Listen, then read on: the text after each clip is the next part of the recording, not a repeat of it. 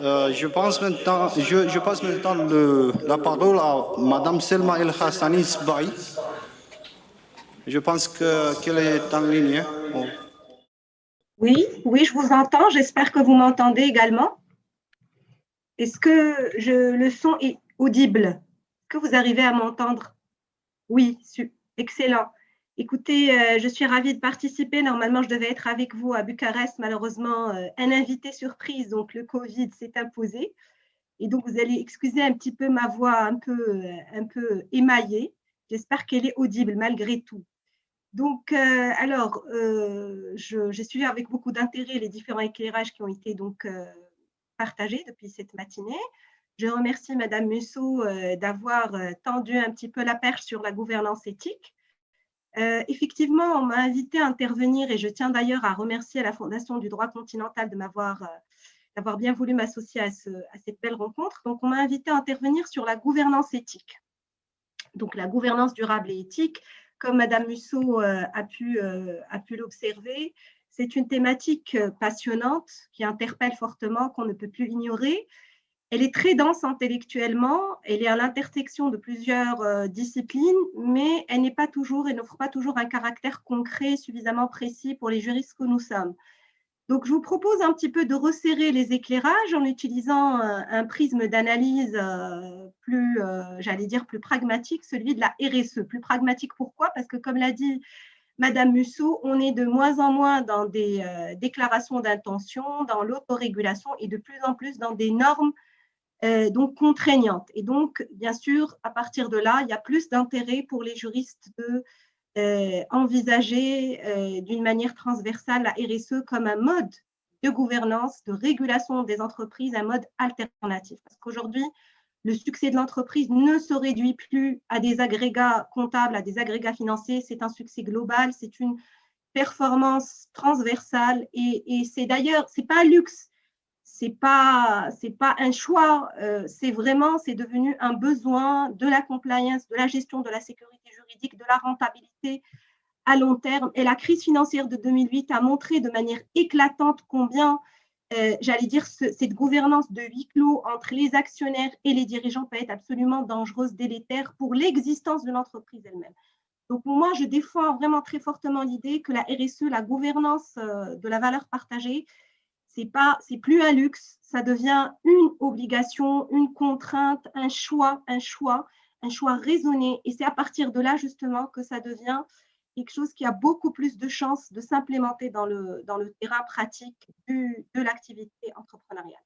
Alors, si vous me le permettez, je voudrais structurer mon propos en posant trois questions qui me paraissent importantes. D'abord, quels sont les principaux facteurs qui expliquent l'émergence de la RSE dans un pays du Sud comme le Maroc? Parce qu'il est important également d'éclairer les questionnements liés à la gouvernance éthique et durable à partir du point de vue de la réalité socio-économique des pays du Sud. Premièrement, deuxième question également importante, est-ce qu'au Maroc, parce que ça fait 15 ans, au moins 15 ans qu'on s'intéresse beaucoup à la RSE au Maroc, on va voir comment, est-ce que cet intérêt est uniquement un intérêt conceptuel qui va finalement se confiner dans les déclarations d'intention, les discours incantatoires, ou est-ce qu'on a mis en place une prise en charge normative et institutionnelle sérieuse, cohérente, crédible de la RSE? Donc, ça va être la deuxième partie de mon propos. La troisième question, si j'en ai le temps, très rapidement, quels sont les freins spécifiques au Maroc, spécifiques aux pays africains, qui peuvent un petit peu bloquer le processus d'implémentation de la RSE dans nos pays? Bien, je commencerai en posant une question qui peut être un peu politiquement incorrecte, dérangeante. Qu'est-ce qui pousserait un pays comme le Maroc, donc un pays qui recherche sa voie vers l'émergence, à venir, entre guillemets, se compliquer la vie en choisissant un mode de régulation extrêmement contraignant, ambitieux, un peu décalé par rapport aux réalités des entreprises qui sont les siennes? Donc, effectivement, pourquoi imposer à nos entreprises d'autres objectifs que la seule recherche de rentabilité? Après tout, on peut s'interroger ensemble sur le fait de savoir si la seule priorité pour les entreprises d'un pays en développement comme le Maroc n'est pas de rechercher coûte que coûte à augmenter sa part dans la production mondiale, à venir un petit peu imposer sa place dans le jeu mondial de la compétitivité. Après tout aussi, et c'est là où je deviens moins politiquement correcte, après tout, les entreprises occidentales ne se sont intéressées aux questions sociétales que très tardivement, lorsque les conséquences sociétales de leur activité sont devenues à ce point insupportables qu'il n'était plus possible de les passer sous silence. Après tout aussi, les économies occidentales, pendant très longtemps, pendant toute l'ère industrielle et post-industrielle, ont piloté, ont conduit des stratégies extrêmement agressives et qui ont eu, maintenant c'est prouvé, toutes les recherches le remontent, des conséquences absolument délétères sur les écosystèmes, sur les populations locales. Donc, ces questions, encore une fois, aussi dérangeantes qu'elles puissent être, ont l'avantage cependant de m'amener à poser, j'allais dire, avec plus de franchise et d'authenticité, le débat relatif à la RSE, en tout cas dans les pays en voie de développement. Je reprends donc ma question. Qu'est-ce qui motive au fond le Maroc et d'autres pays en émergence à opter pour la RSE? En réalité, ça fait quelques années déjà que je m'intéresse à cette question et je peux dire aujourd'hui qu'on vit, et ça peut vous paraître tout à fait surprenant compte tenu des moments difficiles qui sont les nôtres aujourd'hui avec la guerre en Ukraine, avec cette inflation galopante, etc.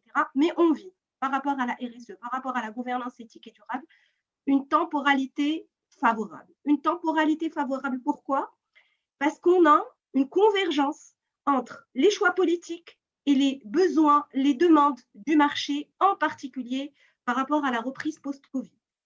Donc, si vous me le permettez, je vais prendre un petit peu de recul pour comprendre un petit peu la perspective et la trajectoire du Maroc par rapport justement à cette perspective géopolitique, cet alignement, j'allais dire, vertueux, pro-RSE, cet alignement des planètes. Donc, je reviendrai au début des années 90, c'est-à-dire au moment où le Maroc, libéré des plans d'ajustement structurel imposés par les bailleurs de fonds étrangers, a choisi la libéralisation de son économie, la libéralisation tout azimut. Donc, l'État marocain s'est désengagé du secteur privé, il a laissé justement à la libre initiative privée, c'est très bien. Ça a permis au secteur privé de considérablement s'amplifier, gagner en puissance, se développer. D'ailleurs, on a pu cumuler une force de frappe financière suffisamment importante qui nous a permis quelques décennies par la suite de devenir l'un des acteurs, des investisseurs majeurs. Aujourd'hui, le Maroc est un des investisseurs de premier plan en Afrique, notamment en Afrique de l'Ouest. On est pionnier, on est premier dans des secteurs comme par exemple la banque en Afrique. Donc, vraiment, le secteur privé s'est considérablement renforcé.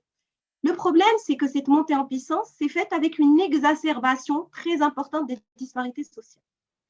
Donc, aujourd'hui, le Maroc, dans les derniers classements, figure parmi les pays en Afrique qui souffrent le plus du problème d'inégalité très forte en termes de répartition des revenus, de répartition des richesses. Bien.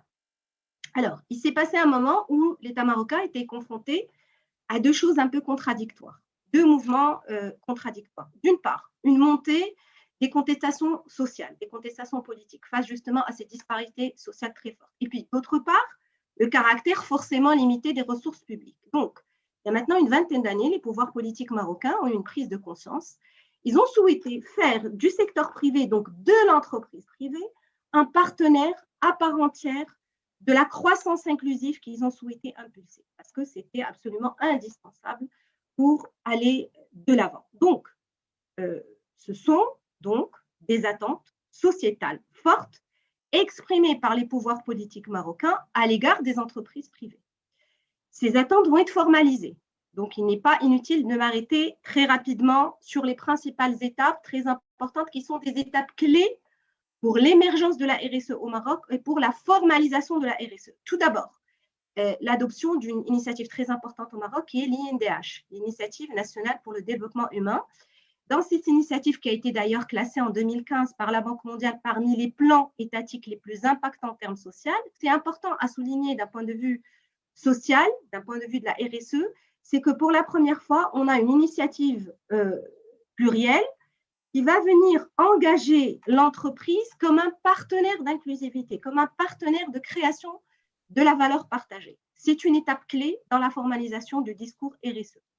Quelques années par la suite, c'est-à-dire en 2011, alors qu'on était en pleine fébrilité donc des printemps arabes, le Maroc a adopté la constitution de 2011, donc une nouvelle constitution qui a complètement renouvelé les paradigmes de la gouvernance publique. Alors, ce qu'il est important de souligner ici par rapport à la constitution 2011, c'est que des objectifs tels que le développement durable, l'inclusion sociale, vont être intégrés en tant que tels dans la Constitution et donc vont gagner en temps, vont devenir des objectifs à valeur constitutionnelle. Ce qu'il est important également de comprendre, c'est que la Constitution de 2011 va mettre en place une architecture institutionnelle de valeur constitutionnelle, bien sûr, qui va être dédiée à vérifier la cohérence des politiques publiques avec justement ces objectifs de développement durable et d'inclusivité sociétale. C'est une autre étape cruciale dans, si vous voulez, la formalisation de la RSE au Maroc. Plus récemment encore, en 2021, le très attendu nouveau modèle de développement marocain, donc un nouveau modèle qu'on a souhaité disruptif, ambitieux, je vous invite à le voir, je vous invite à le consulter, il est en ligne, et vous allez être frappé par, si vous voulez, la dimension de l'entreprise RSE dans le cadre des politiques qui sont implémentées par le nouveau modèle de développement.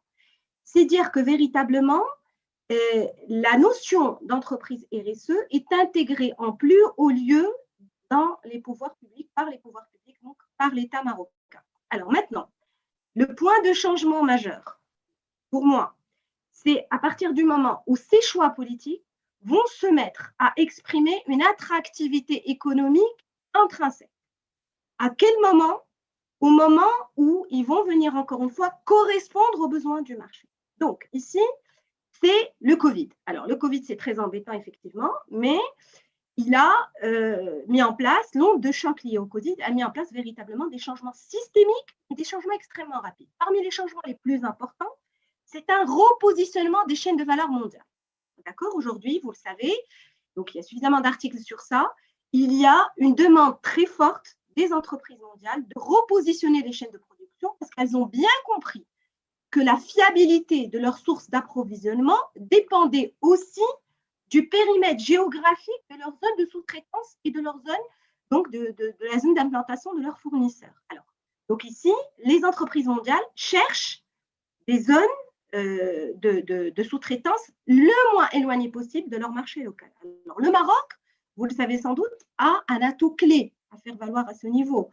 Il a une situation géographique absolument optimale, de grandes, larges façades maritimes, une logistique, une infrastructure parmi les meilleures en Afrique, une main-d'œuvre qualifiée, chère, une stabilité politique qui n'est pas tout à fait négligeable dans la région sous tension que nous connaissons, est très, très investi en Afrique, donc très intégré en Afrique, donc la possibilité de faire jouer au Maroc le rôle de hub régional, et c'est le cas, beaucoup d'entreprises s'installent au Maroc comme donc une arrière-base pour leur activité africaine. Bref, énormément d'atouts.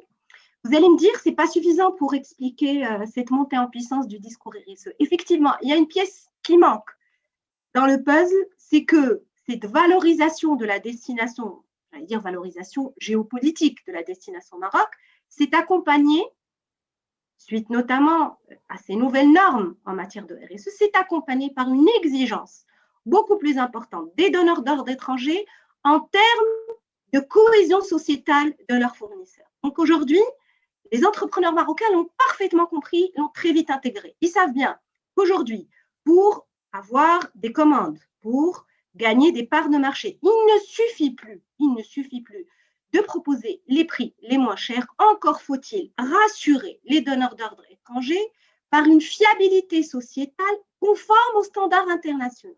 Et ça, c'est très intéressant et ça montre notamment, ça explique pourquoi au Maroc, on a un marché des agences de notation extra-financière qui est extrêmement dynamique. Il y a pas mal d'agences qui se sont installées depuis maintenant une dizaine d'années. Elles sont, je m'entretenais hier avec l'un des responsables, elles sont dépassées par la demande parce qu'aujourd'hui, les entreprises marocaines veulent se faire justement labelliser, mais de manière conforme, de manière crédible, c'est-à-dire conforme aux standards internationaux. Donc, c'est un point de changement. Parmi peut-être les changements également qu'on remarque au niveau du marché marocain, c'est qu'aujourd'hui, la RSE se diffuse de plus en plus auprès des petites entreprises, notamment des petites entreprises qui travaillent dans des activités tournées vers l'export, alors qu'il y a 2-3 ans, la RSE était un sujet quasiment monopolisé par les grandes entreprises publiques et privées et par les filiales des groupes étrangers. Aujourd'hui, elle se diffuse et est de plus en plus mobilisée par les petites entreprises qui ont compris que c'est un véritable argument de différenciation concurrentielle à l'international. Donc, c'est le pragmatisme. Pour moi, le meilleur instrument d'implémentation de l'éthique d'entreprise, c'est d'abord le pragmatisme. C'est le gagnant-gagnant. C'est ce que je peux gagner en tant qu'entrepreneur à opter pour donc, ce mode alternatif de régulation de la gouvernance. Bien. Deuxième partie de ma question, quelle a été la prise en charge par rapport à cette montée en puissance dans le discours politique de la RSE? Est-ce que véritablement on a des textes contraignants dédiés à la RSE? Alors, pour répondre à cette question, un constat. Un constat, c'est que les émanations normatives, quelle que soit leur nature au Maroc, sont plutôt importantes en termes, en tout cas, quantitatifs. C'est-à-dire que dans l'appareil réglementaire normatif marocain, on a énormément de textes qui vont reprendre ces questions de durabilité, de développement durable, d'inclusivité sociale, de respect des parties prenantes, et que ça touche le droit d'environnement, le droit social, le droit de la consommation, le droit de la concurrence. Le Maroc est signataire à ratifier la plupart des conventions internationales importantes qui comptent en matière de développement durable et de protection des droits humains. Donc, on a un arsenal législatif plutôt significatif, en tout cas en ce qui concerne de manière quantitative. Maintenant, bien sûr, la pluralité, si vous voulez, des sources réglementaires m'interdit l'exhaustivité. Et donc, je voudrais, avec vous, encore une fois, resserrer un petit peu le prisme d'analyse pour que les propos soient signifiants. Peut-être nous focaliser sur les dispositifs réglementaires qui ont une portée systémique, en particulier celles qui concernent la gouvernance des entreprises. Donc, à ce niveau-là, il faut tout d'abord rappeler que le Maroc, depuis le milieu des années 90, a fait le choix de la convergence réglementaire avec l'Union européenne. Nous entretenons des rapports très étroits avec l'Union européenne, qui constitue notre premier client. Et donc, dès les années 90, le milieu des années 90 plus précisément, on a opté pour la convergence réglementaire, donc avec l'Union européenne. Qu'est-ce que ça veut dire concrètement? Ça veut dire que le droit marocain implémente et intègre la plupart des outils considérés comme importants du point de vue de la bonne gouvernance d'entreprise. Donc, dans la loi 1795, notamment sur les sociétés anonymes, on va retrouver des outils contraignants, comme par exemple le fait d'avoir des administrateurs indépendants dans les conseils d'administration, la structuration bicéphale et dissociée de la gouvernance des sociétés commerciales, un droit d'information extrêmement exigeant qui bénéficie donc et aux administrateurs et à l'actionnaire minoritaire, un rôle très étendu de l'auditeur légal. Donc, on a encore, il y a quelques semaines à peine, on a imposé la mixité au sein des conseils d'administration des sociétés cotées. Donc, véritablement, on s'aligne, on essaie de s'aligner sur les meilleures pratiques en termes de gouvernance d'entreprise, en tout cas ce qui concerne les sociétés anonymes, qui, comme vous le savez, constituent le véhicule juridique de prédilection donc de l'investissement donc des entreprises les plus significatives en termes d'investissement. Donc, ces outils existent. Elles sont consacrées, intégrées par le droit marocain. Alors, vous allez me dire que ce ne sont pas des outils qui sont consacrés à la RSE de manière spécifique, effectivement. S'il vous plaît, préparez de votre conclusion, s'il vous plaît. Pardon? La conclusion, s'il vous plaît, parce qu'on est dans le risque maintenant de dépasser le tempo alloqué à cette panel. 2 minutes, s'il vous plaît. Le temps imparti, donc je vais essayer de faire vite pour conclure. Donc, on a également des outils dédiés à la normativité en termes de RSE. On a le reporting extra-financier qui devient obligatoire pour les sociétés qui sont cotées aujourd'hui. Et on a des exigences fortes en matière de fiabilité de l'information extra-financière, en matière de reporting ESG.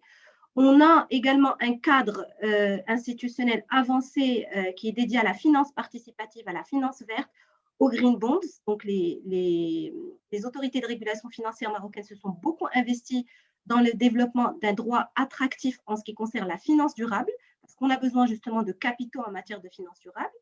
Et puis aussi, pour finir, on a un cadre qui est institutionnel, une série de leviers institutionnels qui visent justement à inciter les entreprises, à les encourager et à les accompagner dans l'implémentation donc de la gouvernance éthique et responsable. Alors, les freins, en 2 mots, je ne vais pas revenir sur le greenwashing et le social washing.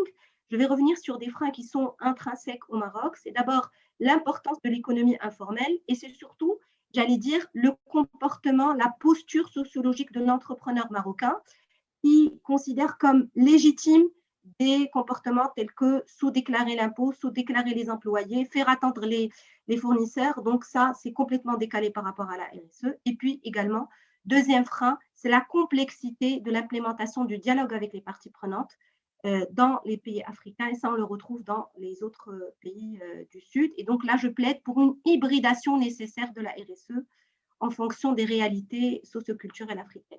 Bien, je crois que j'ai dépassé le temps. Je vous remercie pour votre écoute et je suis donc tout oui par rapport aux questions que vous êtes peut-être amenés à poser. Bon, moi,